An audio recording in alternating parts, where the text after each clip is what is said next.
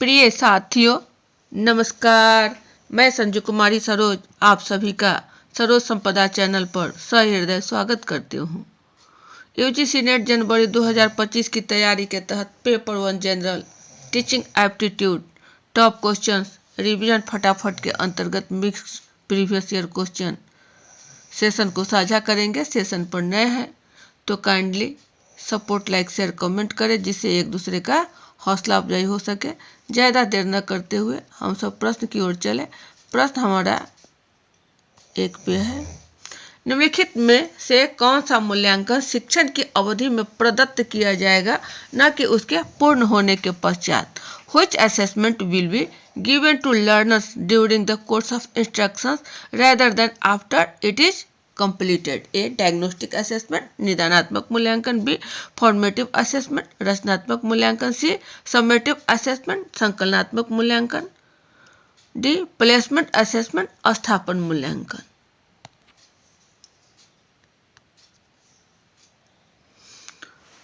शिक्षण की अवधि में यानी जब टीचर बच्चों को टीच करा रहे होते हैं उस समय यानी कहीं न कहीं वर्ग कक्ष की बातें हो रही है कि शिक्षक और छात्र दोनों में अंतःक्रिया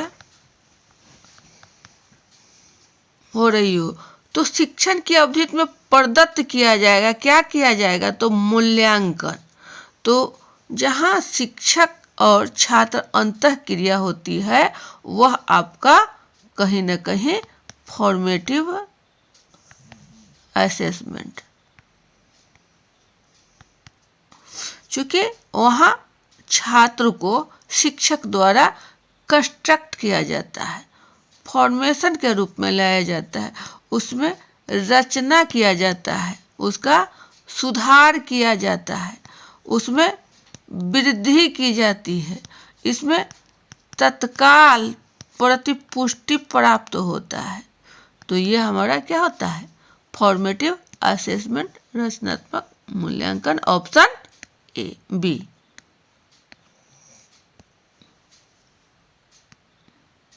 सही आंसर का मिलान है आपको।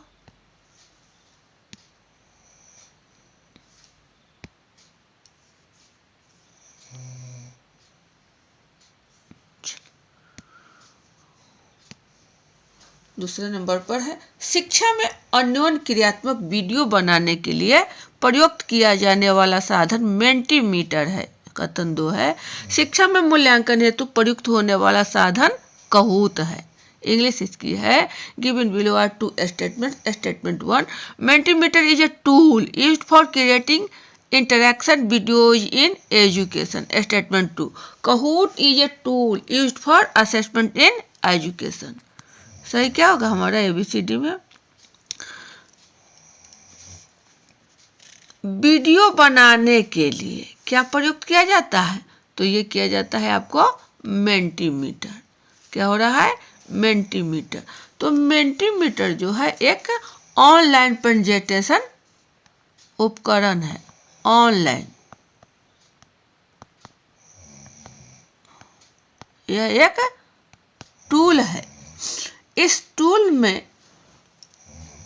जो दर्शक होते हैं उन्हें कुछ सुविधाजनक सहायता मुहैया होती है।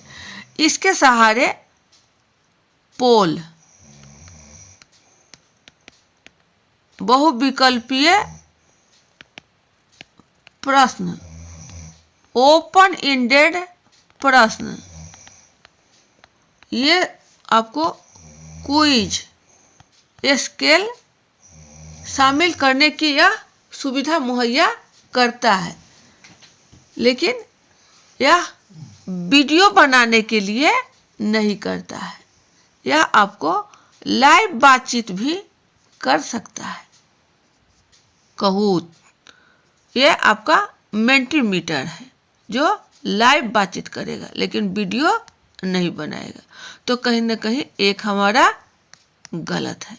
दूसरा, शिक्षा में मूल्यांकन हेतु प्रयुक्त होने वाला साधन कहूत। कहूत जो है यह भी एक प्रकार का मूल्यांकन करने की बातें करता है, लेकिन कहीं ना कहीं किसी भी परिस्थिति में यह लक्ष्य को जो लक्ष्य हमारा है उसे निर्देश करने में भी, निर्देश को प्राप्त करने में मदद हमारा करता है। इसमें छात्र को प्रेरणा या पुरस्कार होने के कहीं आगे है। यह जो है सीखने में छात्रों को माहौल में कार्रवाई योग्य अंतर्दृष्टि, इंसाइट एवं लक्ष्य निर्देश प्राप्त करने में यह मदद करता है। तो कहीं ना कहीं कहोत जो है यह हमें उपयुक्त है। शिक्षा में मूल्यांकन हेतु प्रयुक्त होने वाला साधन कहोत है, यानी तो सही है। जब दो सही है तो हमारा ऑप्शन डी की ओर जाएगा। Statement 1 is false but statement 2 is true. क्या होगा? ऑप्शन हमारा डी हो जाएगा। सही आंसर का मिलन।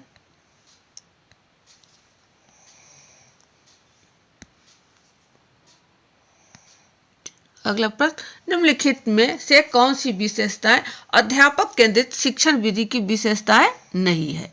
ए, विद्यार्थी निष्क्रिय अधिगमकर्ता होते हैं। बी, अध्यापक अधिगम हेतु सुसाध्यकर्ता के रूप में कार्य करते हैं। सी, अध्यापक अधिगम गतिविधियों को निर्देशित करते हैं। डी, अधिगम विद्यार्थियों के बीच सहयोगात्मक आधारित प्रक्रिया है। ई, अधिगम विद्यार्थी अभिरुचि आधारित होता है। ये बी सी डी में हमारा सही ऑप्शन क्या हो जाएगा? अध्यापक केंद्रित शिक्षण की विशेषताएं नहीं है। यहाँ नहीं को हमें ढूंढना है कि नहीं क्या होगा। तो विद्यार्थी निष्क्रिय अधिगमकर्ता होते हैं।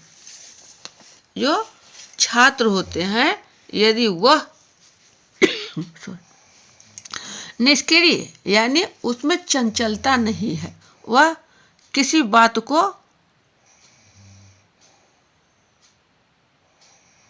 समझ नहीं रहा है, सुन नहीं रहा है, एक्टिविटी नहीं दिखा रहा है, फीडबैक नहीं कर रहा है, तो यह विशेषता नहीं है। लेकिन यह कह रहा है नहीं, तो विद्यार्थी निष्क्रिय अधिगमकर्ता होते हैं। तो विद्यार्थी को क्या होना चाहिए? सक्रिय। बी कह रहा है अध्यापक अधिगम हेतु सुसाध्यकर्ता के रूप में कार्य करते हैं। हाँ, ये कार्य करते हैं, ये हमारा सही है। सी कह रहा है अध्यापक अधिगम गतिविधियों को निर्देशित करते हैं। हाँ, करते हैं। अधिगम विद्यार्थियों के बीच सहयोगात्मक आधारित प्रक्रिया है। हाँ, है। अधिगम विद्यार्थी अभिरुचि आधारित होता है। हाँ, ये भी उसके रुचि के आधार पर होता है। तो प्रश्न है कि विशेषताएं नहीं है। अध्यापक केंद्रित, तो यहाँ सुसाध्यकर्ता जो है यह छात्र के लिए होना चाहिए, जो प्रश्न के अनुसार हमारा गलत हो जाएगा। तो क्या हो जाएगा? बी होगा। डी करें अधिगम विद्यार्थियों के बीच सहयोगात्मक आधारित, तो अध्यापक केंद्रित नहीं हो रहा है, क्योंकि जब छात्र बीच में सहयोग करेंगे तो ये कहीं ना कहीं गलत है। अधिगम विद्यार्थी अभिरुचि, जब हमारा शिक्षण प्रक्रिया लर्निंग प्रोसेस छात्र के अभिरुचि के आधार पर होगा, छात्र के इंटरेस्ट के अनुसार होगा, तो वह अध्यापक केंद्रित नहीं है। यानी ई भी कहीं ना कहीं कथन गलत है। तो क्या हो जाएगा? ऑप्शन हमारा सी हो जाएगा। बी, डी और ई। सही आंसर का मिलान।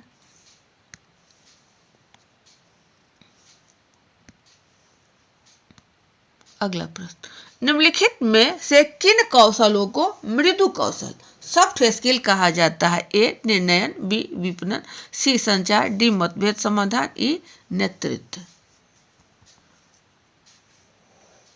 क्या होगा सही ऑप्शन? तो सॉफ्ट स्किल, मृदु कौशल, यह जो है हमारा निर्णय सही है। विपणन, यह जो है आपको मार्केटिंग, तो यह आपका सॉफ्ट स्किल नहीं होगा। संचार सही है, मतभेद समाधान सही है और नेतृत्व भी सही है। ऑप्शन कहाँ हो जाएगा हमारा? ए की ओर होगा। ए, सी, डी और ई सही आंसर का मिलन।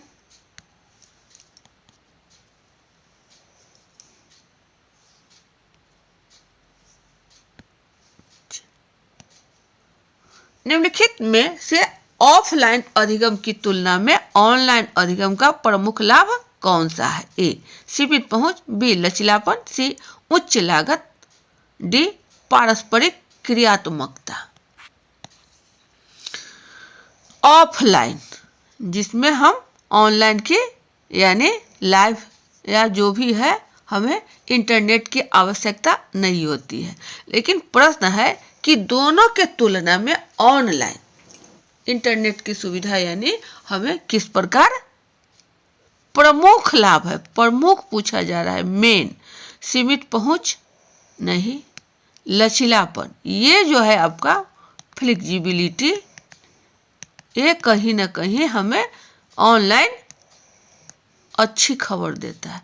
हमें जब मन करे, जहां मन करे, कहीं भी कहे, कुछ भी करे, इतना हम इसमें फ्लेक्सिबिलिटी लचीलापन लाकर अधिगम को पार किया जा सकता है।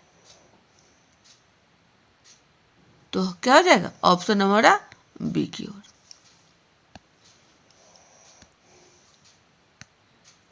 सही आंसर का मिलान।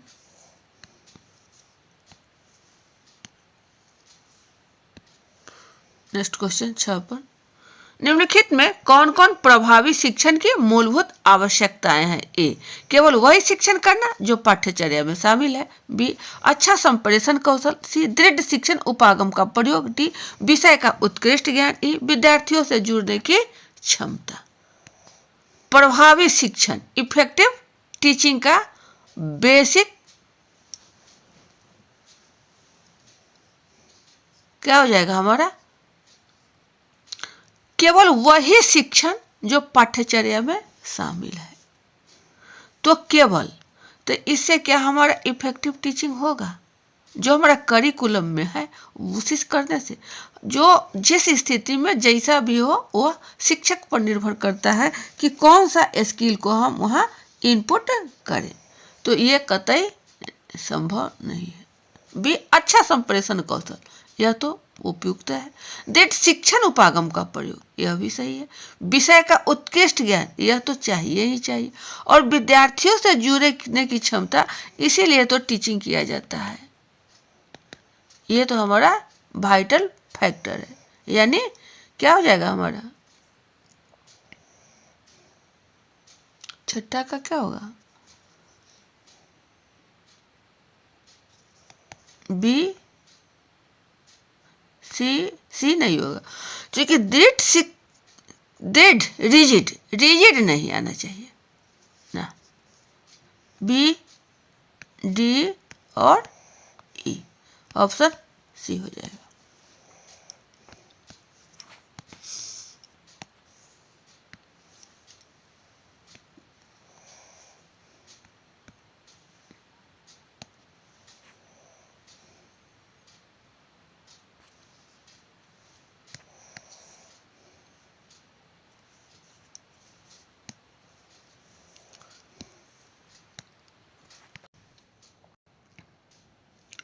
चलिए नेक्स्ट क्वेश्चन 7 पर है। Given below are two statement. Statement 1 है, the purpose of a blind study is to prevent the participant from figuring out what the experimenter wants. Statement 2. Interaction between the experimenter and the participants is always beneficial in social science research. ये आपको research का question Hindi है। Blind study का उद्देश्य प्रतिभागियों को यह पता लगाने से रोकना है कि प्रयोगकर्ता क्या चाहता है। कथन 2 कह रहा है प्रयोगकर्ता और प्रतिभागियों के बीच अंतर क्रिया सामाजिक विज्ञान अनुसंधान में सदैव लाभकारी होता है। क्या हो जाएगा सही विकल्प हमारा? ब्लाइंड स्टडी यह जो है प्रतिभागी को रोकता है कि प्रयोगकर्ता क्या चाहता है, जो रिसर्चर क्या चाहता है। इसके लिए ब्लाइंड स्टडी का जो उद्देश्य है यह पता लगाने से कहीं ना कहीं रोकता है। यह कथन आपको सही है। लेकिन कथन 2 कह रहा है कि प्रयोगकर्ता और प्रतिभागियों के बीच अंतर क्रिया सामाजिक विज्ञान अनुसंधान में सदैव लाभकारी होता है। ये जो है आपका ऑलवेज बेनिफिशियल, यह कहीं ना कहीं गलत है। कभी होता है और कभी नहीं भी होता है, लेकिन सदैव की बात है नहीं। इसलिए कथन 2 हमारा गलत है। क्या हो जाएगा? ऑप्शन सी हो जाएगा।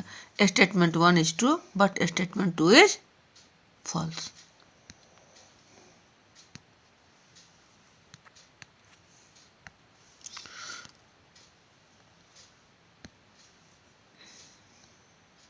अगला प्रश्न, नीचे 2 कथन दिए गए हैं। कथन 1, बोधगम्य स्तर पर शिक्षण में विद्यार्थियों को समीक्षात्मक रूप से चिंतन और उनके अधिगम अनुभव के अनुचिंतन को प्रोत्साहित करना समाविष्ट होता है। कथन 2 है, स्मरण स्तर पर शिक्षण में रटन स्मरण होता है और आलोचनात्मक चिंतन को प्रोत्साहित नहीं करता है।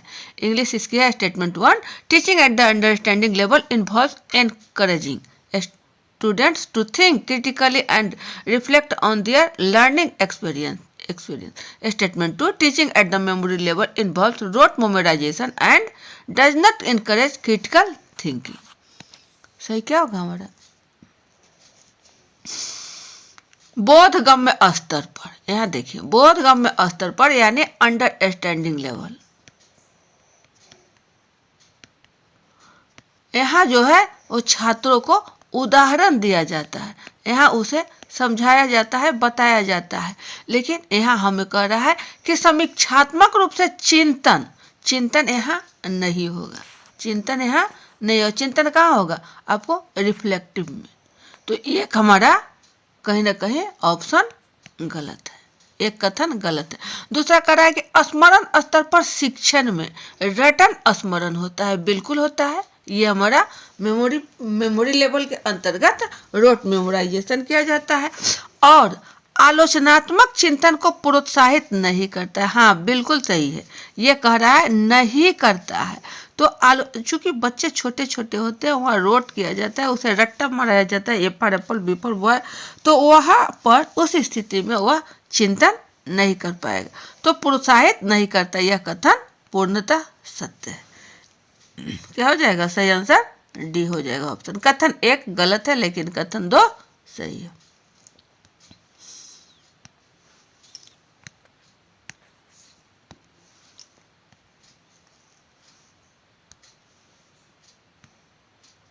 नौ पर है, यदि आपके मित्र का मोबाइल नंबर बदल जाता है और आप अक्सर उसके पुराने नंबर पर फोन करते हैं, यह उदाहरण है। ए अधिगम का सकारात्मक अंतरण, बी अधिगम का नकारात्मक अंतरण, सी अधिगम का शून्य अंतरण, डी अधिगम का द्विपक्षी अंतरण।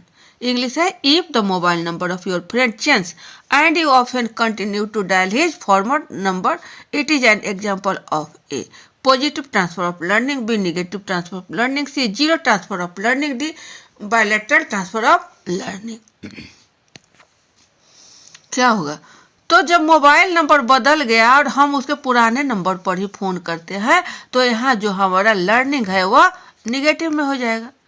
निगेटिव ट्रांसफर हो रहा है, कहीं हम उसमें बदलाव नहीं कर रहे हैं, निगेटिव ट्रांसफर हो जाएगा। क्या हो जाएगा? अधिगम का नकारात्मक अंतरण। ऑप्शन हमारा बी की ओर जाएगा। सही आंसर का मिलान है। अगला प्रश्न 10 पर, उत्तम शिक्षण की आवश्यकताएं निम्नलिखित में से कौन सी है? ए अन्वेषण को प्रोत्साहित करने के लिए प्रतिसंवेदी मानवीय वातावरण, बी बालक एवं समूह के प्रति उपयुक्त प्रतिसंवेदिता, सी विषयगत मामलों का ज्ञान, डी अंतर्वैयक्तिक संबंध बनाए रखना, ई सख्त शिक्षण योजना का कठोर अनुवर्तन। इंग्लिश इसकी है, which of the following are the requirements of good teaching? A responsive human environment to foster exploration, B appropriate responsiveness to the child and the group, C knowledge of subject, D maintaining interpersonal relationship, E strict adherence to a rigid teaching plan। A B C D में क्या हो जाएगा हमारा सही? उत्तम शिक्षण के लिए कौन कौन सी आवश्यकता है, इसका रिक्वायरमेंट क्या है? तो ये जो हमारा कह रहा है कि awareness to a rigid teaching plan, यानी कठोर योजना, शिक्षण का योजना को सख्त और कठोर अनुवर्तन। तो यह तो होना नहीं चाहिए, ई नहीं होना चाहिए, तो डी कैंसिल, सी कैंसिल, ए कैंसिल। क्या हो जाएगा सही विकल्प हमारा? बी की ओर। सही आंसर है। अगला प्रश्न 11 पर, निम्नलिखित शिक्षण विधि के आलोक में किन विधियों को संवाद परक माना जाता है? ए प्रयोगशाला कार्य, बी प्रदर्शन, सी अनुशिक्षण, डी समूह चर्चा, और ई है परियोजना कार्य। क्या हो जाएगा सही विकल्प हमारा? संवाद परक। क्या कह रहा है? कहीं ना कहीं हमारा प्रयोगशाला कार्य ये छात्र से संबंधित है, प्रदर्शन छात्र करेंगे, अनुशिक्षण यह जो है हमारा टीचर ओरिएंटेड, और ये छात्र दोनों को साथ में है, तो यहाँ संवाद कार्यक्रम हो रहा है। समूह चर्चा, तो यहाँ भी छात्र की सहभागिता है और शिक्षक की भी सहभागिता है, यानी सी और डी दो ही ऑप्शन लेना है। परियोजना कार्य बेस्ट है, लेकिन यहाँ संवाद नहीं हो रहा है। सी और डी ऑप्शन एक ही हो रहा है।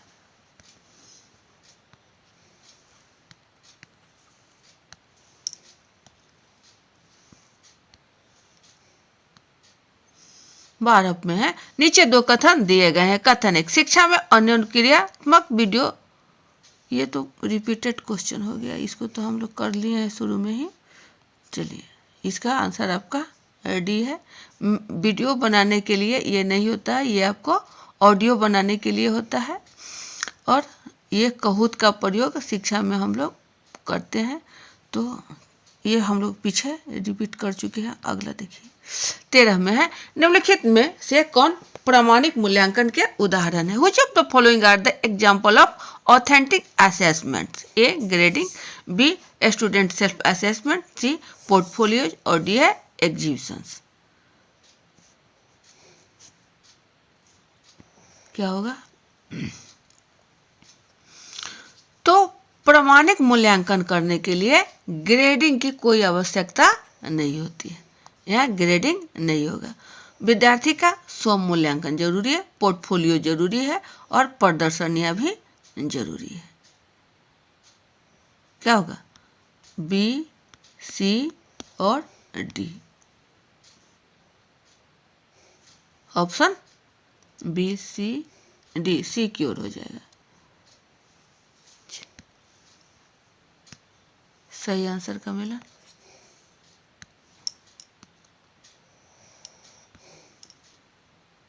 अगला प्रश्न 14 पर, नीचे दो कथन दिए गए हैं। कथन एक, अधिगम का एक स्थिति से दूसरी स्थिति में सचेतन और सप्रयास अंतरण निम्न मार्ग अंतरण होता है। कथन 2 है, अधिगम का दूसरी स्थिति में अपने आप प्रायः अचेतन अंतरण उच्च मार्ग अंतरण होता है। इंग्लिश इसकी है, given below are two statement. Statement 1, the transfer of learning from one situation to another that is conscious and effortful is low road transfer. Statement 2 है, the authentic often unconscious transfer of learning to another situation is high road transfer. सही विकल्प हमारा क्या हो जाएगा 14 में? करें अधिगम का एक स्थिति से दूसरे स्थिति में सचेतन और सप्रयास, वो सचेतन और सप्रयास में भी है, तो मार्ग जो है रोड ट्रांसफर जो होगा वह निम्न मार्ग कह रहा है, निम्न मार्ग। तो जब सचेतन है और प्रयास भी कर रहा है तो यहाँ लो नहीं होगा, यहाँ हाई रोड ट्रांसफर, ये कहीं ना कहीं गलत है। कथन 2 कह रहा है कि अधिगम का दूसरी स्थिति ये है कि यह अपने आप अचेतन अंतरण उच्च मार्ग अंतरण होता है। सेल्फ ये कहाँ से अपने आप हो जाएगा, और उसमें भी अचेतन में, जबकि यहाँ सचेतन है। ये भी कथन आपको कहीं ना कहीं दोनों कथन गलत हो रहा है। 14 का क्या हो जाएगा? Both statement 1 and statement 2 are false. Option B की ओर सही आंसर का मिलन। चलिए अगला प्रश्न 15 पर है। नीचे 2 कथन दिए गए हैं। कथन 1, स्थिति बोध यह विचार है कि सोच व्यक्ति के मन में नहीं बल्कि सामाजिक और भौतिक संदर्भों में अवस्थित होती है। कथन 2 है, स्कीमा एक अवधारणा या रूपरेखा है, फ्रेमवर्क, जो सूचना को संगठित करने और उसका अर्थ निर्धारण करने के लिए व्यक्ति के मन में विद्यमान रहता है। इंग्लिश इसकी है, given below are 2 statements. Statement 1, situated cognition is the idea that thinking is located in social and physical context, not within an individual's mind. Statement 2, schema is a concept or framework that exists in a person's mind to organize and interpret information. सही क्या हो जाएगा हमारा? तो सामाजिक और भौतिक संदर्भ में जो सोच है वह व्यक्ति के मन में नहीं कह रहा है। स्थिति बोध सिचुएशन यह है कि सोच जो है व्यक्ति के मन में नहीं, सामाजिक एवं भौतिक संदर्भ में होती है। यह कथन आपका सही है। बी कह रहा है, स्कीमा एक रूपरेखा है, एक फ्रेमवर्क, एक अवधारणा है जो सूचना को संगठित करने में, उसका अर्थ निर्धारित करने के लिए व्यक्ति के मन में उपस्थित रहता, विद्यमान रहता है। यह भी कथन सही है। यानी दोनों कथन हमारा कहीं ना कहीं सही दर्शा रहा है। ऑप्शन ए हो जाएगा। Both statement 1 and statement 2 are true. सही आंसर है।